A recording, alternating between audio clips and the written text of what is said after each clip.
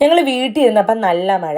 ഇപ്പം അമ്മയാണ് എൻ്റെ ട്രാവൽ പാർട്ട്ണർ എവിടെ പോകണമെങ്കിലും. അപ്പം അമ്മയും ഞാനും അക്കും അബിയും കൂടെ ഞങ്ങൾ നേരെ പൊന്മുടിക്ക് പോയി. പോണ വഴിക്ക് ഒരു കടയിൽ നിന്ന് ഫുഡൊക്കെ കഴിച്ചുകൊണ്ടാണ് പോയത്.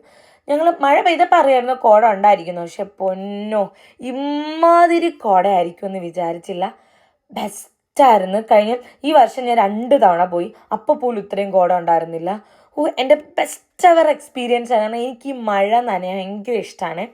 കുളിക്കൂലെങ്കിലും മഴ നനയാൻ ഭയങ്കര ഇഷ്ടമാണ്. അമ്മയ്ക്കാണെങ്കിൽ ഈ കാറ്റ് ഇതുകൊണ്ട് അമ്മയ്ക്ക് ഇതെന്ത് വീട്ടിലിരുന്ന് ഞാൻ പെട്ടെന്ന് മുനിയൊക്കെ ആയി.